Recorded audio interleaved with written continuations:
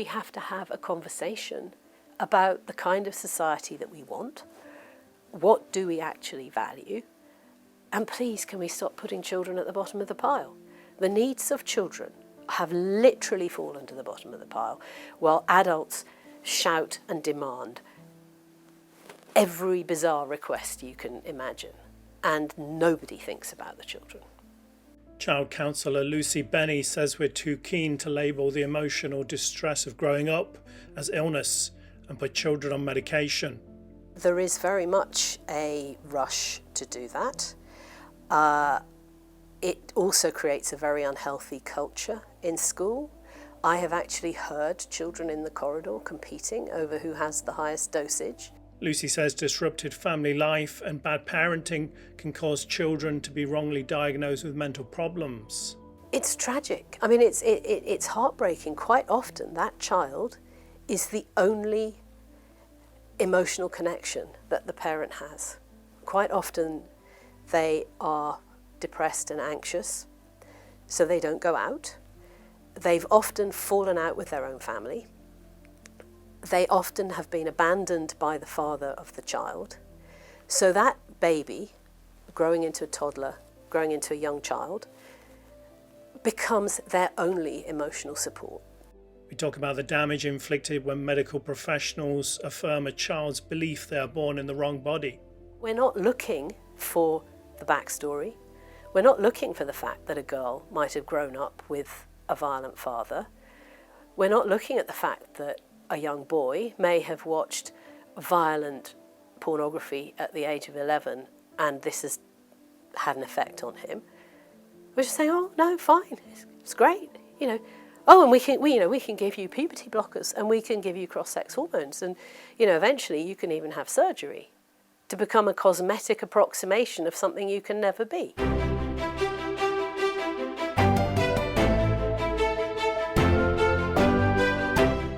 Welcome to British Thought Leaders. I'm Lee Hall. Today I'm sitting down with writer and counsellor Lucy Beney. Lucy, pleasure to have you with us. Oh, thank you very much for having me. So you worked as a mental health counsellor in a school. This has become much more prevalent in recent times, mental health amongst young people. Can you start by giving us an idea of the figures, how big of an issue this is, and also what you see as some of the causes behind it? It certainly is becoming a big issue. Now I think people would say there's about 1 in 5 children has a diagnosis of some kind. That in itself is not as simple as it sounds, because a diagnosis covers all sorts of different conditions and disorders, in inverted commas. This has grown. It was 1 in 10 about 20 years ago, but that figure has grown and continues to grow. I think one of the issues is the tram lines of what we consider to be normal have narrowed hugely. This has been exacerbated by a lot of information that both young people and children and their parents are finding online, on social media. So if they see something and there is a person saying, the good signs or the good things about being autistic or the good things about having ADHD are this, and that young person sits there and thinks, oh, that's me. Oh, maybe I've got that. Maybe I've got this. None of that is helping.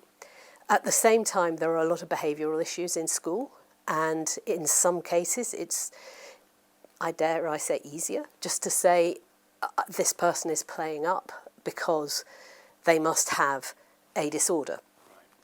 The number of disorders is also growing exponentially. I mean, we have, ODD, oppositional defiant disorder. There is a whole range of things that have grown, and people are being diagnosed with them. So, yes, it's very difficult actually to work out what's going on, but you are absolutely right. It's a growing problem, and more children are not just being diagnosed, but seeking diagnosis. There are complicated aspects to that as well from the administrative side, in that schools can get additional funding for pupils with special educational needs. Families, particularly families on benefits, can get increased benefits. Then you will have heard about the discussions about the personal independence payments. and those are not means tested, so anyone can apply for those. There are a whole lot of things playing into this, which make it quite a complex area. Would you say we're maybe a bit more keen or to label something as an illness when maybe it's emotional distress of growing up and things like that? Yeah, very much so. I actually prefer the term emotional distress to mental ill health or mental illness, because ultimately it is almost always about environment, experiences and relationships. Those three things, either independently or together, account for a huge amount of distress. However, it is very difficult to pick that apart. It takes time, it takes skill. A lot of people don't want to look there. It's much easier to say this child has got something wrong with them. And I have yet to meet a child who I think actually has something wrong with them. A lot of the time you're seeing entirely normal responses to entirely abnormal situations. And I saw this time and time again in school. Children who are diagnosed with all sorts of things, you come and talk to them, and in fact it's an incredibly privileged position to be in, to have an hour one-to-one with a young person, not just once, but several times. Ideally, you could have more than just the 6 to 8 sessions that most schools offer, but you actually have that child to get to know, to talk to. I tend to work creatively with children, so I'm totally aware how strange it is to have a child brought to you and come on, open up your heart and mind to a complete stranger. Oh, and you've got an hour to do it in.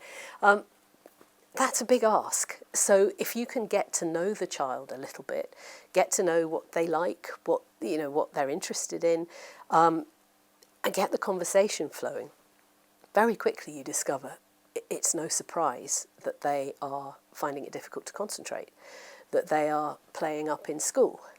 There's a big thing at the moment about absence from school and children who refuse to go to school. So often there's stuff going on in their lives which means they don't want to go to school. For example, mental ill health amongst parents is quite an issue. Children who don't want to leave a single parent at home because they know they are depressed or they will start drinking when they're on their own, those sorts of things, make it very difficult for a child to sit in school and concentrate. And the same goes for children who are worried about siblings, or they're worried that their parents are going to split up, or they're worried that their mum's boyfriend is beating her up. But there are a whole lot of things which, unless somebody takes the time to sit down with a child and talk to them about, we would never know. And they're not the sort of things that children are generally going to volunteer in the back of the classroom to the teacher who is telling them off because they won't sit still. Do you think these things are kind of new things, or do you think the way we're responding to them is what's changed? Again, I think it's a very complex situation. There's no doubt in my mind that behaviour in school has deteriorated. So that is led by a whole lot of things, from expectations to discipline in schools to the way we react to how children behave in schools. I do think that we are very quick to go down a medical route and to pathologise things and say, this is your problem. And one of the biggest qualms I have about that is all of these acronyms end in the word disorder. Now, if you are disordered, there is a suggestion that there's something wrong with you. And I don't think that's a very constructive way to work with children on any difficulties that they may have. Not only will they then internalise that and think, I am the problem, when in fact quite a lot of children already feel that they are the problem, whether it's arguments at home or difficulties in the classroom, quite a lot of them will arrive in a counselling session and say, I'm just useless, I'm not good at anything, I'm just rubbish. And if you then add a disordered label to that, what are you actually doing to that child? So if something is a disorder or an illness health and is solved through like drugs, pharmaceuticals, do you think that's an issue as well, that there's maybe a rush to push those things? Oh, I do. There is very much a rush to do that. It also creates a very unhealthy culture in school. I have actually heard children in the corridor competing over who has the highest dosage. I have this many micrograms this many times a day. Oh, well, I have this. Again, another underlying factor which has become prominent, I would say, in recent years, it's almost become a badge of honour amongst some children. You have the children I was just describing who, to be disordered is a big deal for them. But there are other children who are very much, oh, you can't tell me to do that because I've got ADHD. Right. Or I have to be allowed to do this because I am autistic. And so there's a competitive league in some situations of who is worst and who can get away with most. There are then all the dispensations that children can have in school from time to time. Sort of, not quite a get out of jail free card, but you can leave the classroom without any explanation. There are some children for whom that may be helpful, but there are some children who undoubtedly abuse that. History's a bit boring today. I don't want to do that. I've had children tell me that. Oh, I left the lesson. So what was the issue? Oh, that teacher's really boring. And so you've got that going on as well. So is that a general thing, that children with certain conditions can just leave a lesson? It depends. There is a sort of hierarchy, if you like. There are different measures in place for different children at different times, but children can have a reduced timetable, which means that they only come in for certain lessons or that they only come in for certain hours of the day. There are children who can leave lessons. There are children who can go and have downtime in a special place in the school.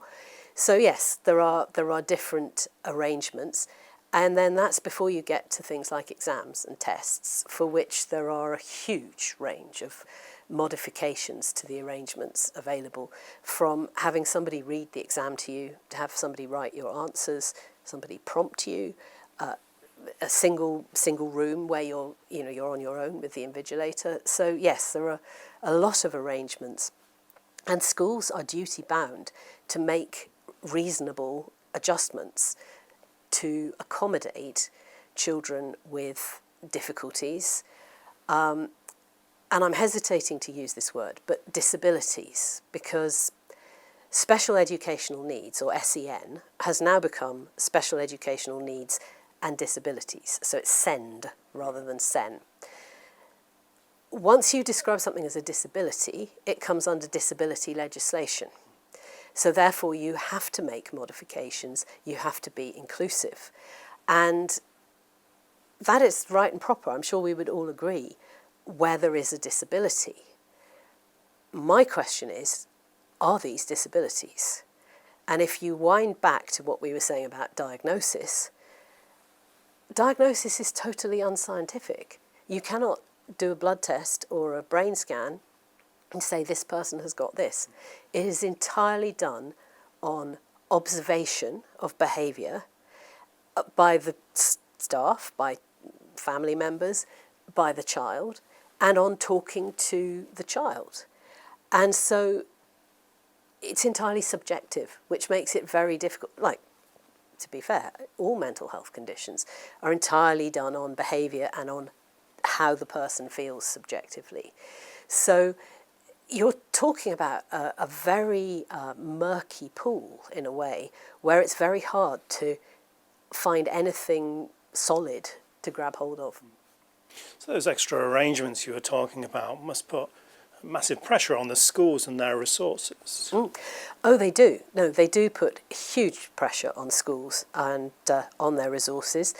And I think most schools do bend over backwards to try to provide what they feel is needed for the child in these circumstances so that the child shouldn't be disadvantaged. But it is a huge burden. Do you think there's pressure on people that work in schools now to be kind of more than a teacher and maybe more like a social worker or even a parent? Oh, very much so. Very much so. And in a lot of the cases, that is actually what they're doing. You know, they are the people who are talking to the child. They're the person who a child will come to and talk to about what's going on in their life. So yes, I mean, teachers are multitasking in a way that perhaps they never were before.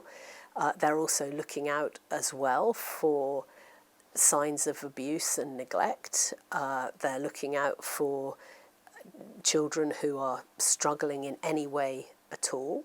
And they're managing everything that they already know about that child in terms of making special arrangements and accommodating any difficulties that there are. So it's kind of making things more difficult for the teacher and for the child and for the other children as well, really. Mm-hmm. Yes. That's another whole area that there is quite a burden on other children in these circumstances where they feel they need to support their friend. And that's a wonderful thing that they feel they need to support their friend. But I've come across instances where children have not done what they were planning to do. They've not gone to a club or they've not participated in something that they were going to do because my friend needs me. And again, that opens up another whole area of what is going on that so many children need additional support and that other children are being compromised to a degree by this. And particularly when you start talking about young children, to my mind, it isn't right that young children should feel that burden of responsibility, which actually should fall on adults. If this child is suffering and struggling, it's absolutely not right that the burden of some kind of responsibility should fall on another child. The time you see that most clearly is often in relation to social media and things happening online, where there are children who will stay awake all night in case their friend needs them, because their friend was struggling, their friend exchanged messages, their friend is in some sort of state of distress, and the child will say, I couldn't go to sleep because she might need me or he might need me. And again, the question that I have there is, what has happened to parental responsibility? What has happened to relationships between children and parents? And what is the burden that we are putting on children such that the age group I'm talking about here is probably young secondary school, so you're talking about 11, 12, 13. That children who are going through adolescence where a lot of their life is in flux anyway, are feeling a responsibility, in some cases, to avoid a friend from harming themselves, or they fear that their friend will harm themselves. And there have been huge rows that I've been on the outside of in families where parents will say, give me your phone, you're not having your phone overnight. Whereupon the child will have a complete meltdown and say, but I have to be there for so-and-so who is going through a really rough time. And the parents will say, pretty much what I've said, that's not your role. Oh, but she's got nobody else to talk to. Or, he doesn't get on with his dad. And so there is a big burden put on children. And it's no accident, to my mind, that one of the biggest disorders, in inverted commas, is anxiety. Because a lot of these children are living in a perpetual state of anxiety about a lot of different things. And that is but one of them. How much of this is down to changes in parenting and how we do that? A lot. I think the implosion of the family as we understand it has had very serious ramifications. There are children, and yes, they're only a small minority, who don't even really know who their family is.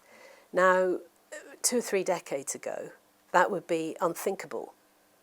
And this is one of the reasons, I think, why the Family Education Trust were keen for me to write a report about, is a mental health professional the answer to the mental health crisis in every school? It's so much wider than that. You have to wind right back to the most basic needs of human beings. We are born with a need to connect, to attach. And in an ideal world, we will attach initially to our mother because we have been growing inside her, she has given birth to us, and she will be feeding us. And we have that very close bond. It is even several months before a newborn baby actually realises that they are a separate person from that person who is nurturing them. But a child has an equal need to connect with their father. And mothers and fathers play very different roles. They do a lot of the same thing. But mothers build a sense of stability, and fathers traditionally, and of course these are generalisations, but fathers tend to lead children to look outwards. That's why it's a good balance. That's why often fathers are the ones that engage in the sort of the rough play and let's go out in the garden and see what's there. As I say, these are generalisations, but children thrive best on that balance. So many children don't have that. And on top of that, they have other problems to deal with. I mentioned earlier about anxiety. If your parents' relationship with each other breaks down, and your mother and father, are having relationships with other people, they're maybe depressed or anxious, or they are suffering from some kind of trauma because of the way the relationship has ended, a lot of that burden falls on the child. So children are often parenting their parents. And we know that this is not a good thing, because if children don't get what they need, if they don't get that support and nurture in the early years, but instead are looking after their mum or dad, it's a bizarre thing. If you adultify children, they generally grow into infantilized adults. And my view at the moment is what we're seeing on a huge scale is infantilized adults, because we're now into the 2nd or 3rd generation of this, who place the burden on their children to look after them, to fulfill their emotional needs. And as a result, the same thing's going to happen all over again. Yeah. You're not raising secure adults who are able to take responsibility, not just for their lives, but for the lives of any children that they subsequently have. And I've seen this. I mean, I've worked on school readiness programs with usually a very young parent with a very young child, to try to come alongside and move that little family to a position where going to school is not going to be a major difficulty for either the parent or the child. It's tragic. I mean, it's heartbreaking. Quite often that child is the only emotional connection that the parent has. Quite often they are depressed and anxious, so they don't go out. They've often fallen out with their own family. They often have been abandoned by the father of the child. So that baby, growing into a toddler, growing into a young child, becomes their only emotional support. They find that they can only function when the child is with them. So you find the child is then sitting up till 11 o'clock at night watching television with the mother because the mother doesn't want to be alone. Sometimes the child is sleeping in the bed with the mother because the mother doesn't want to be alone. So you have this situation where you can imagine when it becomes time to go to school or to nursery, this is a big issue. The child has been the only support to the parent, and the parent's entire attention has been on the child. The child has not been living in a way which is conducive to going to school. So there will be no boundaries around meal times, around bedtimes, around all the things that give structure to a child's life. And then suddenly we put them in a classroom with 30 other children. It's a recipe for disaster. And you start then to see how we get to where we are further down the line. Because the child reacts as any child would in that circumstance. They won't sit down, they won't do what they're told. Before you know it, they've got a behavioural disorder. And so we're then going to diagnose them. We're going to have them assessed and see what their behavioural disorder is. And then, as you said yourself, we can then move on to medicate them and so on. And so much of this is social. These aren't mental illnesses. These are social problems which result in behavioural issues that it's easier for us as a society to treat as illnesses and to say, okay, so now we have a rising number of people with this and we can do this and we can do research into this. No, the root of this is entirely social. And it's tragic because, as I say, we're into the second and third generation of this. A lot of children and their parents don't know anything different. These parents aren't bad people. I mean, yes, there may be some parents who are bad people, but most of them aren't. They are muddling through as best they can, having been ill-equipped for adult life themselves. And that's what we're dealing with. You mentioned one solution that's been talked about is the idea of a mental health professional in every school. Yeah. It's got cross-party support as well. What are your thoughts on that? I think we're looking in the wrong place. But I realise in saying what I'm saying, what I'm asking for is a very big ask, is that we take a long, hard look at how we got here. This is not going to be changed overnight. This is turning around the proverbial supertanker because we have children in school now, coming into school now. We have parents struggling now. What do we do about this? I think we do need to open the conversation right up. My reservations about a mental health professional in every school are largely based on something we've talked about earlier, which is, do we want lots of children to think there's something wrong with them? No, we don't. We don't want children to think that they have mental health issues.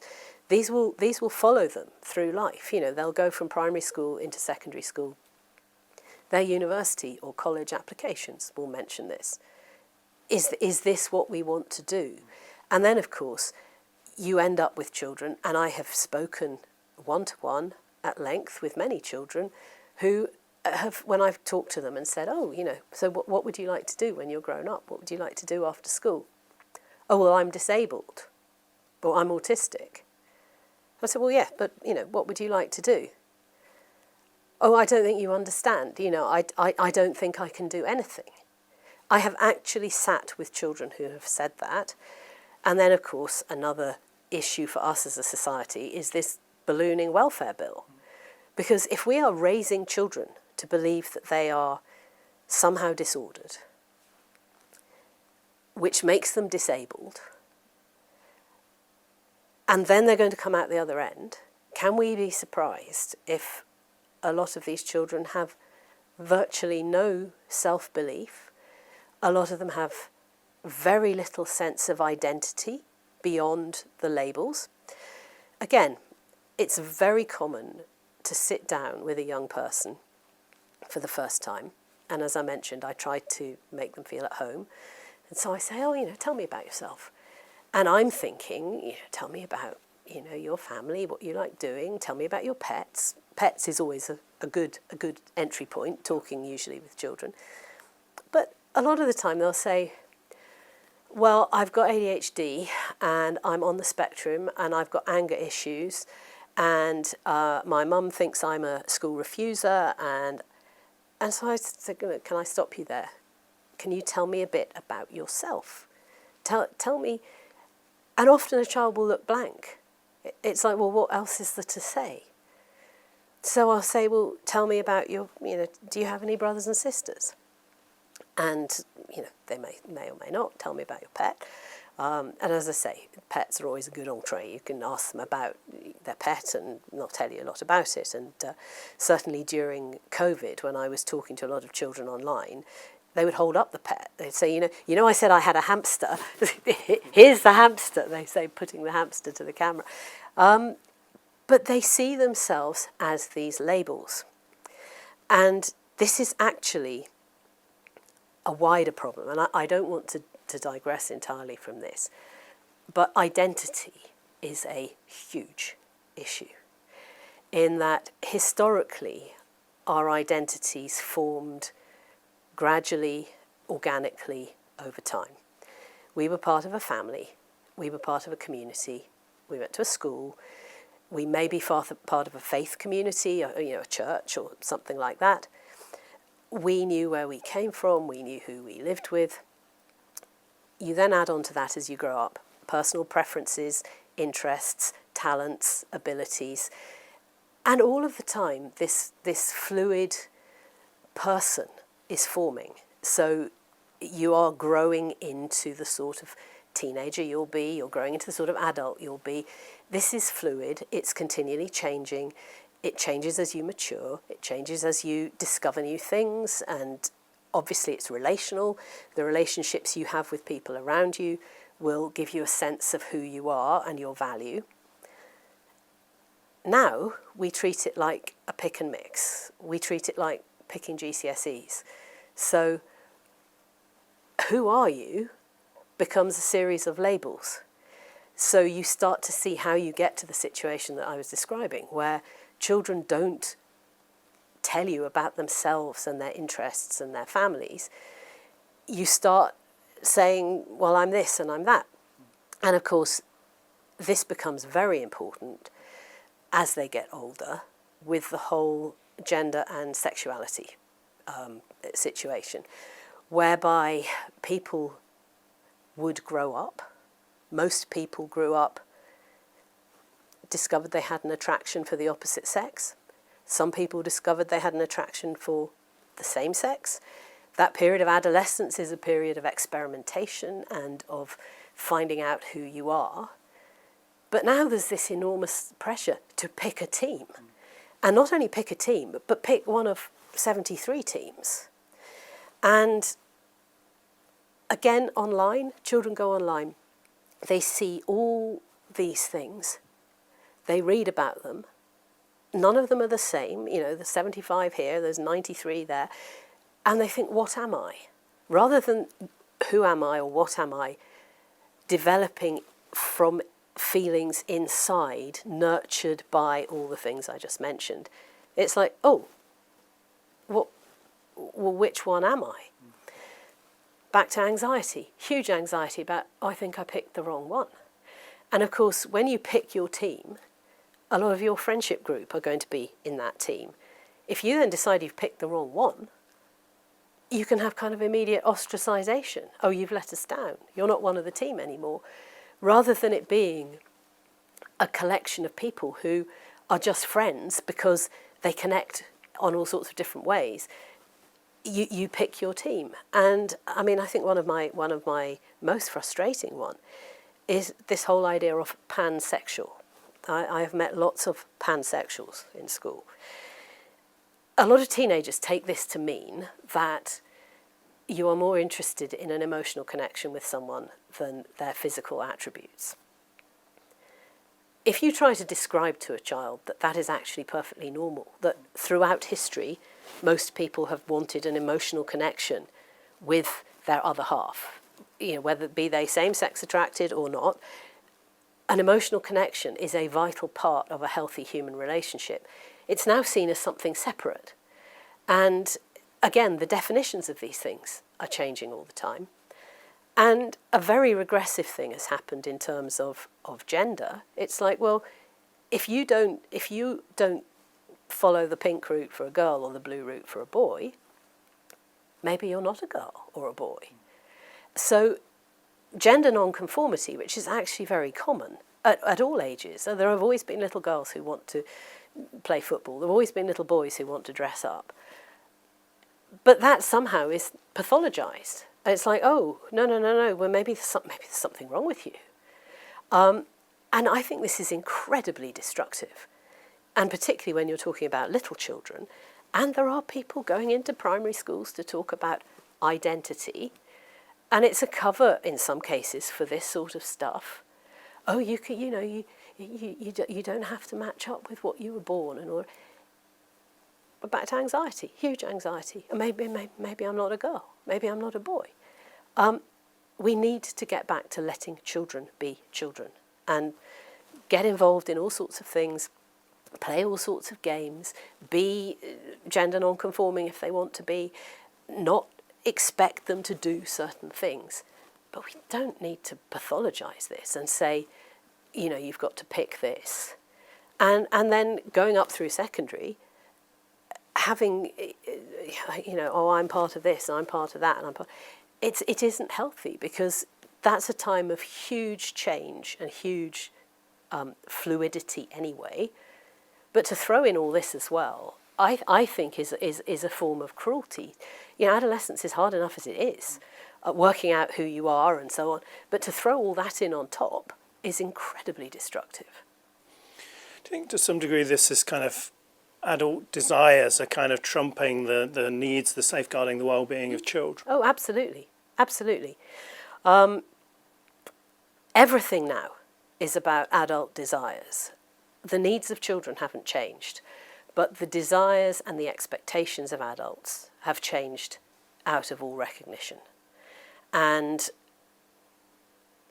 there is very much a pressure of, I must be included. I must be able to express myself, regardless of what damage or how destructive that is for children and young people. You see it particularly on the fringes of these sexualities that we were talking about. Since when was it okay to have adult men in fetish gear walking down the street with children?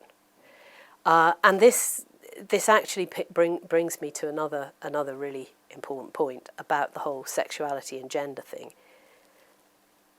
A lot of children don't find these things titillating. They find them terrifying. That if you think that's what being an adult man is, I'm not going there. If being a woman means I have to have this done to me, I'm not going there. And I'm actually convinced that this rise in the number of teenage girls identifying out of being female, and I'm using these words very carefully. These are not girls who think they are boys or who want to be boys. These are girls who are saying, if being an adult woman involves this, I am not going there. And I can give an example, actually, of how things have changed. When I was at university, I met a girl who, and this is when I was 18, 19, so a long time ago, I met a girl who had grown up with a very abusive father in the home and who had beaten her mother and had been drunk every night. Her attitude was, I am never going to depend on a man. I am going to forge my own way in life. I am never going to marry. I am never going to live with a man. I am never going to put myself into that position. 30 years on, if that's what being a woman means, I'm seeing my mum beaten up. My dad has a restraining order. Being a woman is weak, so I don't want to be one. And that is the change that you have seen in a very relatively short period of time, a generation or generation and a half. And pornography has a huge part to play in this. 85% of pornography is violent, aggressive, incredibly demeaning to women. Women have all manner of things done to them. Is it any surprise that girls think, if that's what a sexual relationship is with a man, there is no way I'm going there? And even some boys, there are particularly boys who have grown up sometimes with a single mum or with sisters, they think, if that's what sex means, I'm not doing that. You know, I don't want to hurt women. I don't want to do this. And we've normalised that because we've told everybody we must be inclusive. We must include diversity. Or, you know, all manner of what things which used to be called perversions are now accepted as lifestyle choices. So are we surprised that children are sexually confused about their gender or their sex? And many just want to shut the door on that altogether.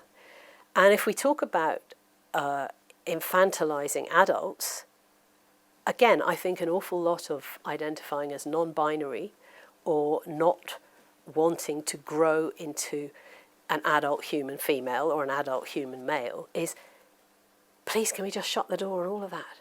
I just don't want to go there. It's too confusing. I don't like what I see, and I'd actually rather stay in my bedroom and play computer games.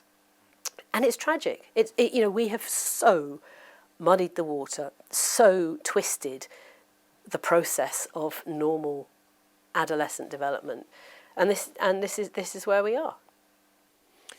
If you take your child to the doctor and the child says, "Oh, I've got an illness in my leg or whatever," and the doctor does a test or a scan and says, "No, you haven't. You're fine."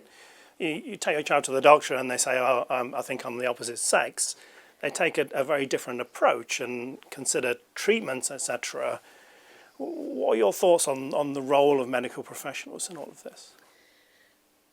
I think there are some very good people, and there are people who are fighting back against the prevailing direction of travel. There are doctors who will question this. There are therapists. I'm part of Thoughtful Therapists, and we take very much the view that you do not take this at face value. There is always a reason underneath. But there has been a degree of capture, ideological capture, of the Royal Colleges, of the professional membership bodies, where the view is very much affirm. If a child tells you that they're a boy or a girl, you believe them. You go ahead, even if everything about the situation is screaming at you that this is not as simple as it might seem.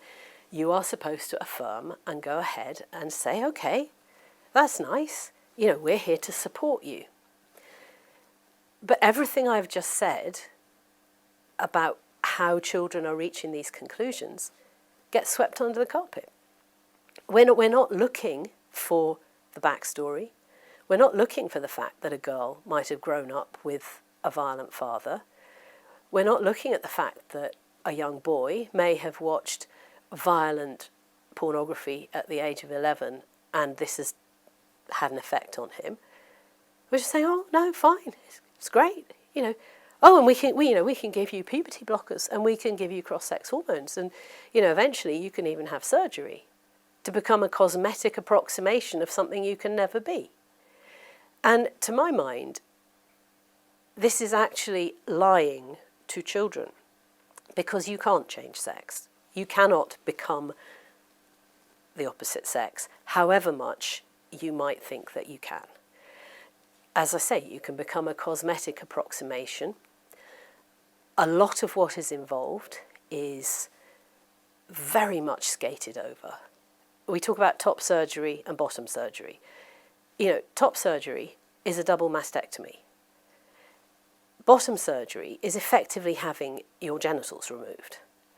And the fact that we even consider this as something that somebody can choose to do because of an idea in their head, it defies belief as far as I'm concerned. We have the puberty blocker trial coming up, which is supposed to be going ahead still. I know there's a huge amount of pushback on that. There's going to be a debate on the 9th of March in the House of Commons on it because of a petition that James S. has started. These are drugs which the current Secretary of State for Health, had enough reservations about to ban.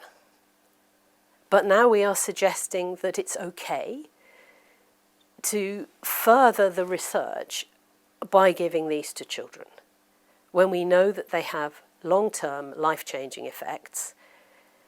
I don't know how anyone can find that ethical at all, when the issue is in their mind. And if we rewind a bit to what I was saying earlier, we know why a lot of them feel like this. So why would we think it's okay to convert their bodies, and yet to try to change how they see themselves, or to try to help them come to terms with their bodies, is now being called conversion therapy? And the second challenge people who are ethical and are concerned about this face is the proposed conversion therapy bill, which will include trans issues. Currently, there is no differentiation at all between working with adults and children. And the idea is that if you try to change a child's mind or work with them on their view of themselves, that's conversion therapy. While actually trying to convert them into something they can never be is not. Explain that to me. I simply don't understand how we have reached this point where we are so far down a road from reality that this is okay. So would you say at this point the regulatory bodies are not really doing what they should be doing and have been captured? Yes, very much so.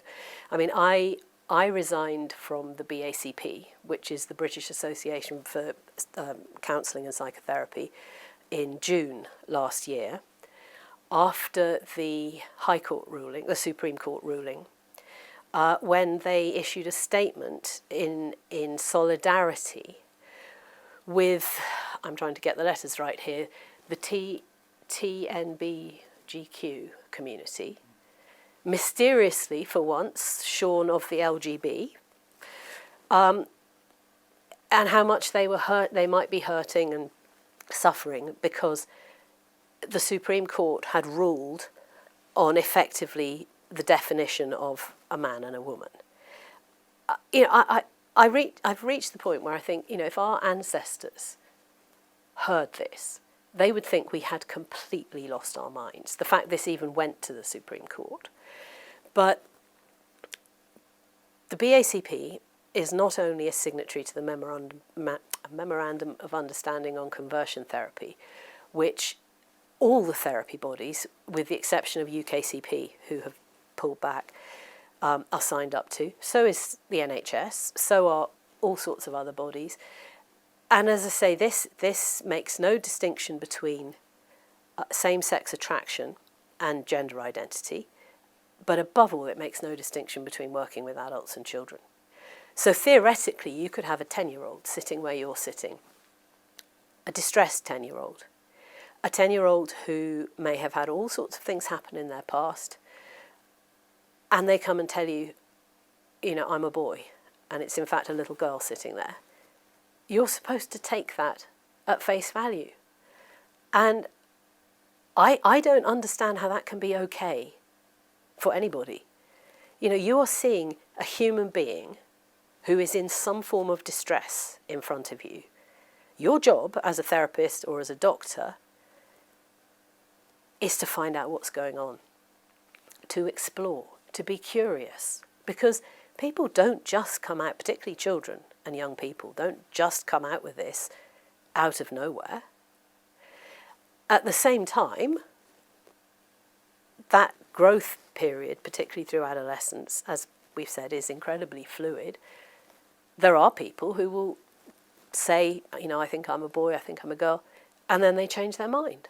I have actually had someone sit with me and say, I'm over that now. I don't think, I felt like that for a couple of years. I'm 15 now, I don't feel like that. But by labelling them, by affirming them, by encouraging them, and God forbid, medicating them and encouraging them down this road, they're not going to have an opportunity to change their mind. And they'll be so steeped in where they're going, it's going to be way down the line when they change their mind. And this is why the puberty blocker trial is so irresponsible, because its feedback time is incredibly short. And if you talk to any detransitioners, you're talking about a period of years. And they may have known as soon as they woke up after the surgery that something bad had happened. But they are, this isn't an immediate thing. It could be sometime down the line.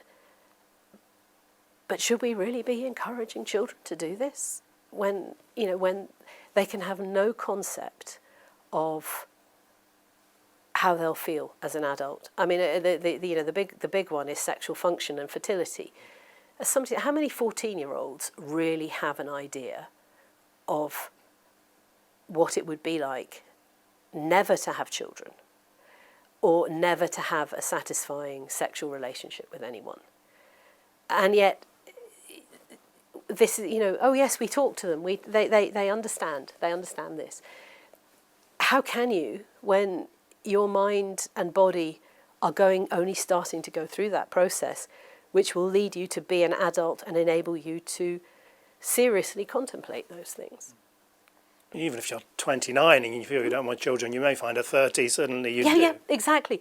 Well, this is why doctors are very reluctant to do sort of sterilisation operations on people in their 20s, however keen they might be, or they might say, I don't ever want children, because quite a lot of people do change their mind. So the idea that we mess around with, and again, we forget, healthy bodies. There are some people who are born with differences in sexual development who do need drugs, who do need surgery. This is a tiny percentage of the population, and the vast majority of people who identify as something else are not those people. So we are talking about healthy bodies that have no physical issue whatsoever, giving drugs to stop those bodies doing what they would do naturally. And this isn't just about sexual development either. There's the mental development, the other physical development that happens with adolescence. You grow from being a child-sized person into being an adult in terms of height, in terms of muscle density, in terms of respiratory capacity. And then, of course, there's all the brain development. What happens if you block puberty with all that? We don't know. This is why we want to experiment on children, apparently, just to find out, which to me is ethically totally unacceptable. So, we are in this situation now where so many people have had this dripped into them. The biggest obstacle to this is the famous hashtag, be kind. We're just being kind. They want to do it, we're just being kind.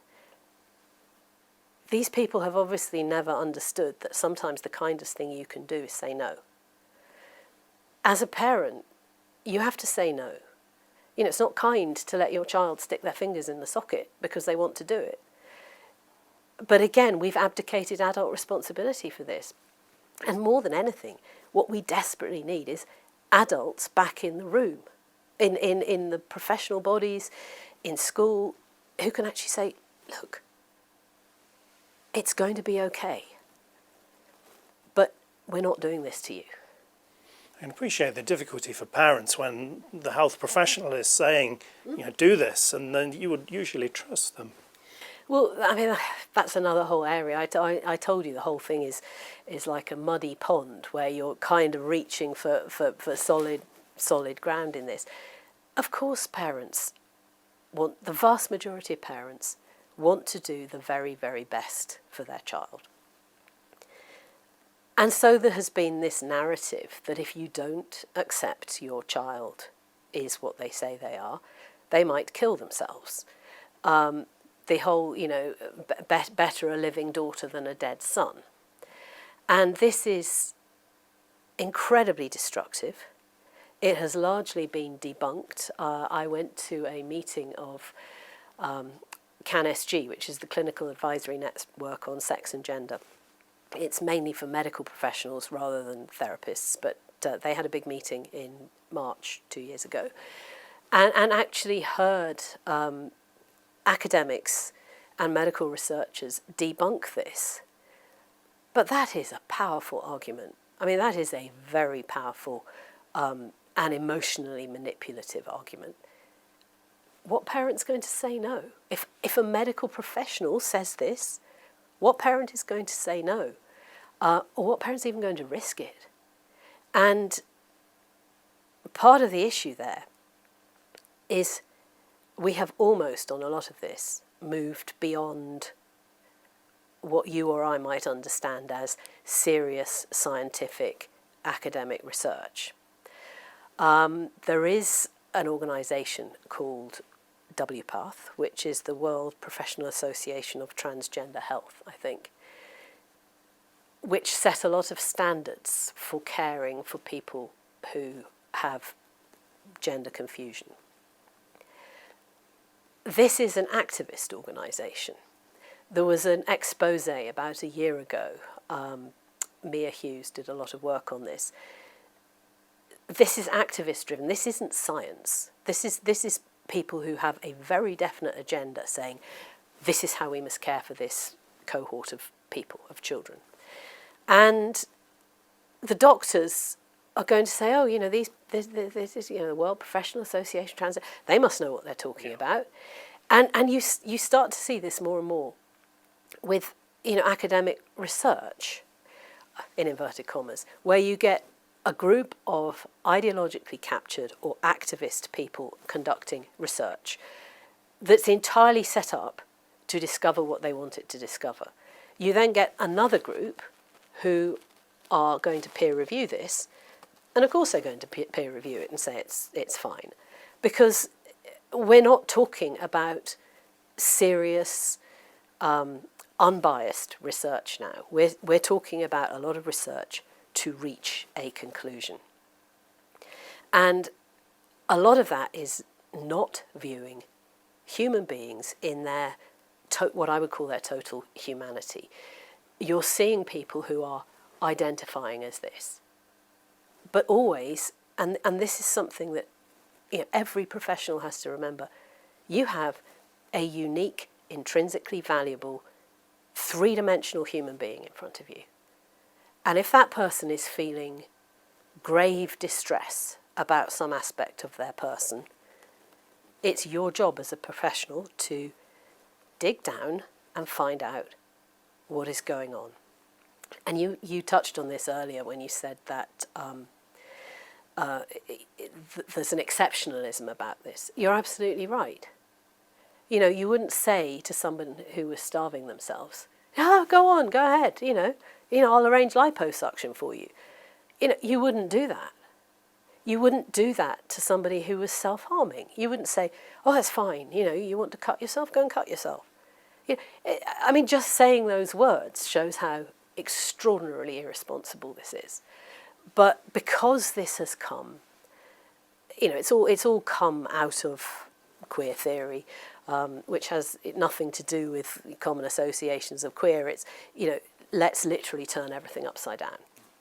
You know, there's no such thing as reality. There's no such thing as fantasy. You know, we can all do what we want. It's come out of that. But it is a responsibility for all of us who actually care. And I care passionately about children, which is why I got involved in this work. Anyone who actually cares about the well-being of children and the future of society, and that we raise people who are able to build their own families, live at peace with themselves, live at peace in their own bodies, has got to stand up against this, because this is extraordinarily destructive.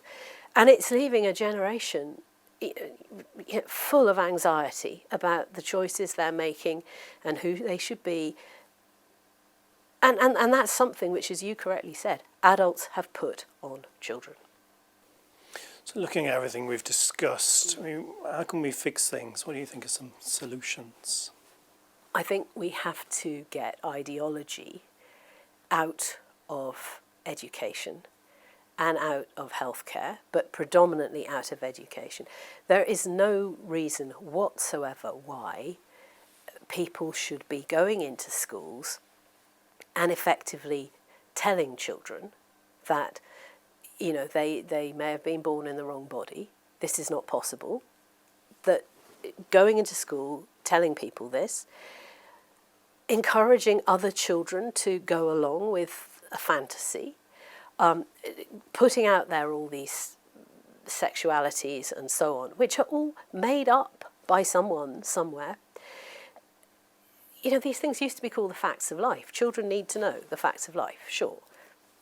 But to put in all this other stuff, to put in all this sexual diversity, you know, there are, you forget gender affirming. We now have kink affirming people who, oh, you can go and do this, you can do, and you're playing with the minds of children and young people, which is, to my mind, a very wicked thing to do. But children can discover these things when they're older. You know, there have always been these things, but you had to go looking for them rather than actually have them presented to you on a plate. And I think we need to have a bit more confidence. Again, you were talking about parents and how very difficult it is, but parents need to actually have the right to say no to schools. You know, we've heard about parents getting in trouble with schools because they've complained about this, that, and the next. Oh, we are a diverse and inclusive school. I mean, I've had this. I mean, I've complained about stuff going on, and you just get back this stock reply: we are diverse and inclusive. Think about that for a minute. You cannot have child safeguarding and protection unless you are going to say there is right and wrong, unless you're going to say this isn't acceptable. You can't do it. You know, you can tie yourself in knots and say, oh, but, you know, we have to be understanding, we have to be... No, we don't have to be understanding of some things, particularly if children are at risk. You know, if children are at risk of harm, it is the responsibility of... It's the first rule of safeguarding training. It is all of our responsibility to ensure that children are not put in danger, or that if we think a child is being put in danger, that we do something about it. Yet, you know, that hand is doing this, while the other hand is saying, oh, no, you know, you can't say that. Yeah, be kind. Be kind. Let them do this. Let them do that. It doesn't work. And so I think we have to have a conversation about the kind of society that we want. What do we actually value? And please, can we stop putting children at the bottom of the pile? The needs of children have literally fallen to the bottom of the pile, while adults shout and demand every bizarre request you can imagine, and nobody thinks about the children. Lucy Beney, thank you for joining us. Well, thank you very much for having me. It's been lovely to be here and to have this conversation with you.